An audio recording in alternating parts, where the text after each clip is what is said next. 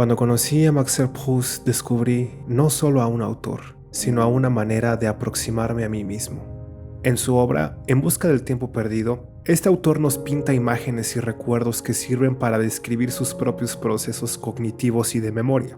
Y al hacerlo, nos muestra un elemento muy importante de nuestra propia manera de confrontarnos al mundo. Al recordar, lo hacemos siempre de manera creativa. Un recuerdo, así, es una mezcla indefinida entre los fragmentos memoriales que recogen lo acontecido y todos los detalles que, consciente o inconscientemente, decido pintar sobre esa frágil fotografía. Me llega un sentimiento similar cuando me aproximo a los espacios liminales. Con ellos también me dejo llevar por mi memoria creativa, pero son más extremos, porque me hacen recordar y sentir nostalgia en espacios en los cuales nunca estuve, y, sin embargo, que siento como si fueran propios, que anhelo como si fueran míos. Los espacios liminales hablan de muy variadas maneras a todas las personas, mientras que hay un consenso que los relaciona con ideas de nostalgia, abandono, inmovilidad, reposo, ensueño. También son descritos con términos aparentemente contradictorios como lo siniestro, el terror, lo inquietante, lo tenebroso y, claro, una posible mezcla entre todos estos conceptos. Y ¿quién no ama un buen producto contradictorio? Y es que, aunque los ejemplos de los espacios liminales varían en contenido y en descripción, hay un elemento que parece prevalecer en casi todos ellos: la soledad. Estas ideas del término liminal provienen de la antropología, que, a grandes rasgos, quieren describir las etapas de varios procesos en las diferentes culturas del mundo. Por ejemplo, cada sociedad tiene sus rituales de paso para anunciar la transición de la niñez a la adultez. Y, de manera estructural, existen tres elementos en el proceso: el inicio o la etapa preliminar, la transición o etapa liminal y el cambio o etapa posliminal. Esta última usualmente conlleva un cambio de perspectiva del mundo, o al menos un ajuste relevante en la personalidad de los individuos, que podrían literalmente afrontar la vida de una manera totalmente diferente a la etapa inicial. Pero la etapa liminal es crucial para determinar el resultado de dicho cambio. Los antropólogos aman buscar y describir las etapas liminales, y al hacer mi investigación me di cuenta que muchos ejemplos refieren a acontecimientos sociales de pequeña y gran escala, como las guerras, las revoluciones, el cambio de año, pero la experiencia colectiva no puede existir antes de una vivencia personal del mundo. ¿Y cuántos cambios en tu vida no te han hecho sentir, por un cierto tiempo, que no estás en ningún lugar realmente, ni objetiva ni emocionalmente? Como si la realidad, el mundo, estuvieran presentes frente a ti, pero ligeramente fuera de tu alcance. Una mudanza, un rompimiento amoroso, un cambio de escuela o de trabajo, un matrimonio, ya tienen la suficiente fuerza para lograr suspendernos y arrancarnos del anclaje que le damos a nuestra vida. Y este cambio constante nos persigue hasta la experiencia liminal que considero la más pura: la muerte, el acontecimiento más personal que tenemos, pues nadie puede morir por alguien más. Morimos completamente solos. Es por eso que, y regresando a los espacios liminales, podamos apreciar que el elemento que más comparten sea el de la soledad. Porque la sensación de la liminalidad puede ser diferente para cada quien, pero es una experiencia que se vive de manera individual. Y esa es la razón por la que me fascina que uno de sus medios principales de expresión sea a través de fotografías, que nos confiesan antes que otra cosa una mirada, una perspectiva, que logró capturar un momento etéreo.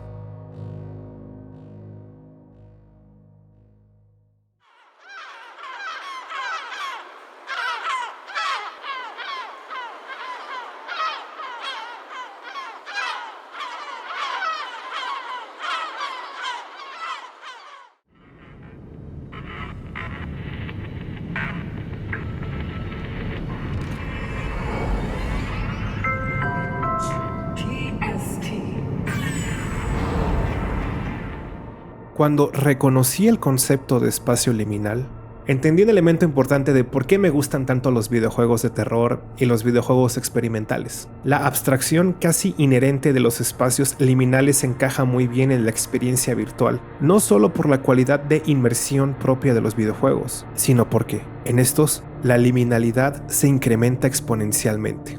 Por más que avance la tecnología, un aspecto de la belleza propia de la virtualidad es su imposibilidad de emular completamente a la realidad. Y así, incontables mundos nos muestran mímesis imperfectas de los detalles que deseamos destacar del mundo. Entonces nos encontramos con iluminaciones sobrenaturales, física imposible, sonidos lejanos que nos quieren anclar a una noción de realidad que no concuerda completamente con la imagen presentada. Y si la experiencia directa o indirecta con los espacios liminales nos suspende de la cotidianidad evidenciando, por un breve instante, momentos casi místicos de lo real y lo virtual, entonces nos encontramos con una manera nueva de abrir el mundo. Mira que tampoco es necesario para darnos una idea de una escena. Aunque muchos de los videojuegos apuntan a crear espacios hiperrealistas, muchos juegos y espacios liminales comparten la cualidad del vacío, que, en su naturaleza transitoria, precisamente nos genera un sentimiento perturbador, en mayor o menor grado que nos remueve de la supuesta cotidianidad. La liminalidad en los videojuegos se expresa mucho gracias a las limitaciones de su propio desarrollo, ya sean de capacidad de procesamiento o producción. Las texturas, los objetos, la iluminación buscan sumergirnos en la experiencia misma del juego, pero no siempre se logra, y esa sensación de inverosimilitud puede distraer a un jugador. O al contrario, es la misma falta de verosimilitud la que logra elevarnos al punto de la tensión en un videojuego de terror. Es precisamente esa desconexión con el mundo real la que nos provoca un sentimiento de lo siniestro. De ahí que podamos señalar una paradoja. A veces, los videojuegos, y particularmente en sus espacios liminales, en su abstracción y vacío, nos conectan con emociones que no sentiríamos tan fácilmente en los lugares reales. Y esto también es verdadero en la fotografía de los espacios liminales que existen allá afuera. Y repito, ya que la mayoría son una abstracción de lugares transitorios que, de hecho, estamos acostumbrados a ver y pasar por ellos, pero en su extracción de la cotidianidad nos hablan de un modo completamente distinto. La abstracción de aspectos de la cotidianidad no es un modo nuevo de abordar la realidad. Y en mi indagación sobre su naturaleza me encontré con un concepto que converge con el de la liminalidad y el de la soledad. Los no lugares.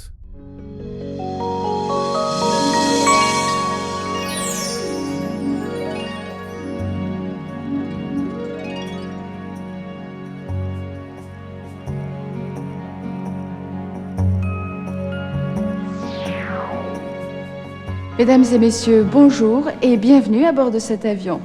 Ladies and gentlemen, hello and welcome aboard this aircraft. Les consignes que nous allons vous présenter concernent votre sécurité à bord. Merci de nous accorder votre attention. May we please have your attention for a few moments.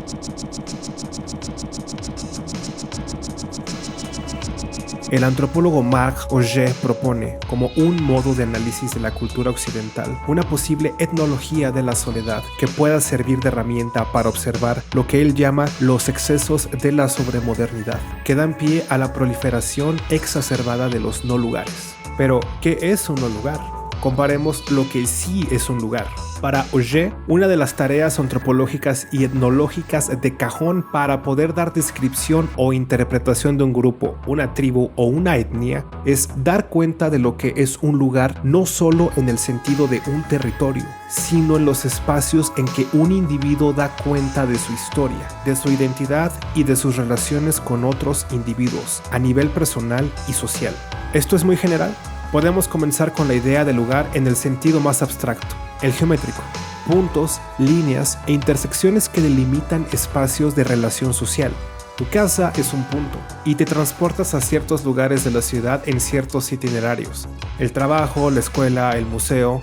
Poco a poco se conforma una red de relaciones entre tú y la convivencia con los demás.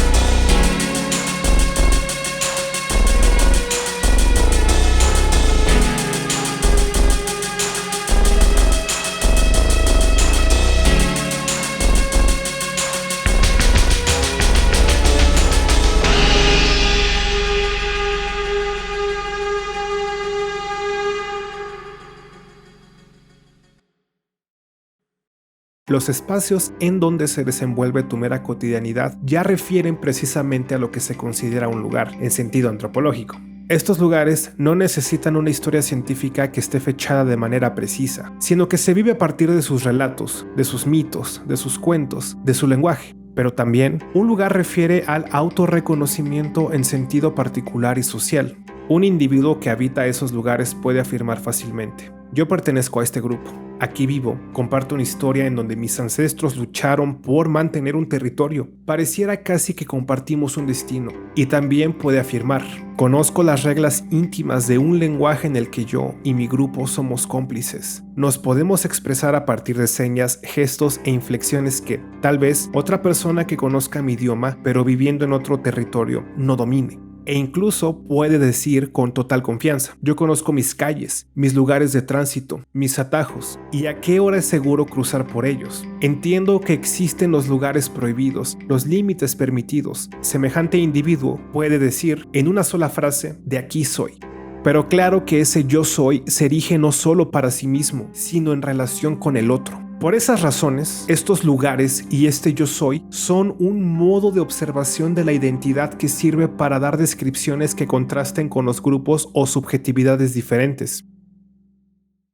Estas ideas mencionadas son simplificaciones del trabajo antropológico, y tengo en cuenta que pensar así la identidad es una idealización con el fin de dar cierto grado de consistencia a la categorización y observación de los pueblos. Sin embargo, estas son herramientas clásicas que sirven para examinar al otro exótico, lejano y muy situado en ciertos periodos de tiempo. ¿Qué sucede cuando queremos hacer descripciones antropológicas y etnológicas de un nosotros, de una subjetividad íntima, tan cercana que podría alejarnos de un análisis preciso? Es aquí donde entra en juego la idea de los no lugares como una herramienta de análisis de nuestra subjetividad. Pero para ello, debo mencionar un par de condiciones que permiten su proliferación en nuestra cultura, relacionadas al concepto de sobremodernidad. Oye considera que las herramientas clásicas de observación son incompletas porque históricamente hemos sufrido cambios drásticos que ya no pueden ser avalados por ideas occidentales como la de progreso, esa vieja promesa que anuncia una paz perpetua, un desarrollo exhaustivo del conocimiento de la naturaleza a partir de la ciencia y la tecnología, un estado que haga que sus ciudadanos vivan digna y tranquilamente. No podemos hablar de progreso después de todas las guerras que han acontecido y continúan, después de la pandemia que nos acaba de suceder y que ha develado, una vez más, la ineludible cara irracional de la humanidad, después de tantos desastres que, como sociedad, pudimos evitar.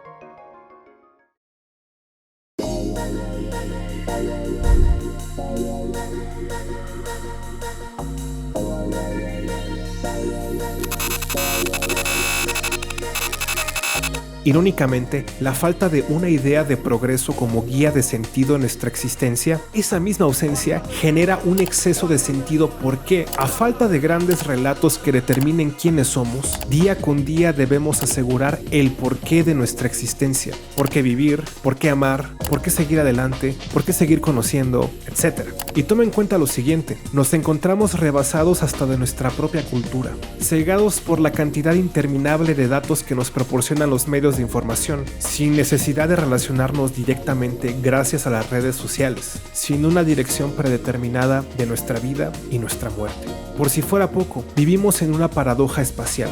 Por una parte, el mundo se ha encogido. Podemos hablar con personas del otro lado del mundo y conocer su cultura en cuestión de instantes, gracias a nuestro celular. Los trayectos que recorren los ciudadanos metropolitanos para trabajar y entretenerse representarían días de viaje para alguien hace unos siglos atrás. Pero por el otro lado, los descubrimientos astrofísicos, casi burlonamente, nos señalan lo ínfimos que somos en el universo. Nuestra posición en el mundo se ha hecho borrosa. Hay una superabundancia de lugares de tránsito, de comunicación y a la vez de distancia. Y no solo eso, si pensamos en la historia, el Internet nos cuenta lo que sucede en la inmediatez más cercana. Absorbemos información, hallazgos y acontecimientos con horas o incluso minutos de que sucedieron. La historia se hace de manera más compleja en nuestra época, ya que varios acontecimientos reconocidos como históricos están encapsulados en redes sociales, y también considera que cada persona puede considerarse actora de una microhistoria. Podemos afirmar que ahora hay un exceso de tiempo.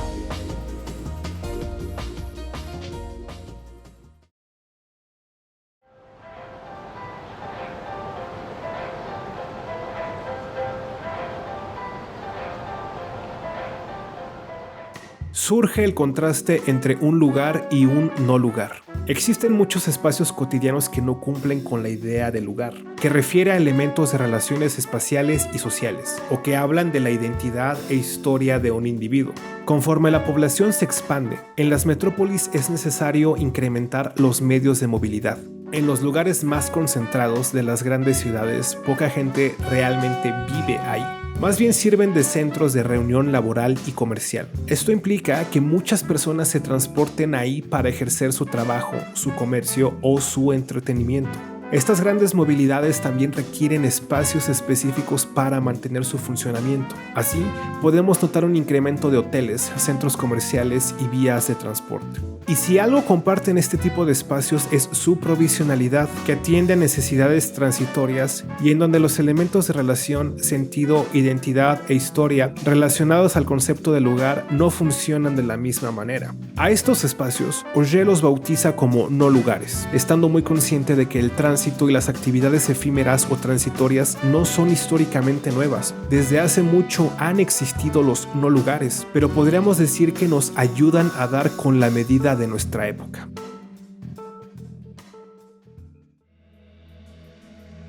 Y es que los medios de transporte sitúan al individuo en un modo de interacción particular. No hay una convivencia profunda con otros individuos, a menos que sea una serendipia. Las interacciones en estos espacios son principalmente a partir de informaciones que recibe el individuo, instrucciones, prohibiciones, pasos a seguir, itinerarios, que usualmente refieren a constantemente estar probando una inocencia del por qué se está ahí, como ir a un aeropuerto y, al ser cuestionado de por qué estás ahí, debes probar tu identidad en relación al ticket que comprueba que eres un usuario. En los no lugares, la relación es principalmente con ideogramas, textos y también con personas, pero morales, con instituciones o compañías más que con un individuo como tal. Esto es un elemento de identificación importante para el no lugar y no solo aplica para espacios como los aeropuertos. Piensa en un supermercado que solamente proporciona instrucciones de pago, precios y promociones, en una época donde ya ni es necesario confrontarse con un cajero humano. La prueba de identidad usualmente es al inicio y al final del uso del no lugar, mientras que en la estancia como tal uno se puede hundir en la comodidad de un anonimato idéntico al de los demás. Me pierdo en el tránsito de los demás usuarios del aeropuerto, entre los visitantes de un hotel, en los pasillos de la plaza comercial.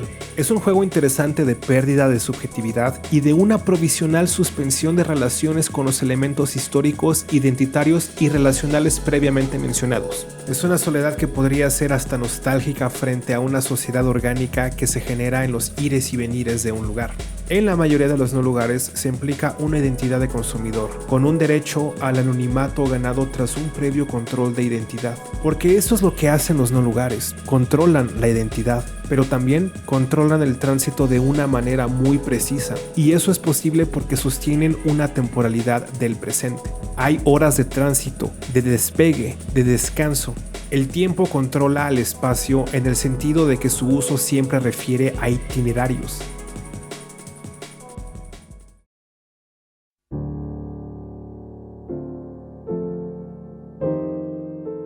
Y ya no es difícil ver por qué los no lugares y los espacios liminales comparten muchas zonas de interés, porque ambos llegan a una conclusión similar de la perspectiva de la soledad. Quisiera aclarar que esta idea de la soledad no es necesariamente un sentimiento negativo o un diagnóstico de la enfermedad de nuestra época. Es cierto que las imágenes de los espacios liminales y de los no lugares pueden ser una abstracción de la cotidianidad, pero si son un fenómeno ampliamente reconocido ahora es porque nos muestran un tipo de magia que siempre ha estado ahí frente a nosotros. Es una exhibición de lo surreal en lo normal, que puede crear nuevas narrativas en diferentes medios artísticos. En estas imágenes, en estos juegos, en estos espacios, en estos no lugares, mucha gente entiende y reconoce su soledad.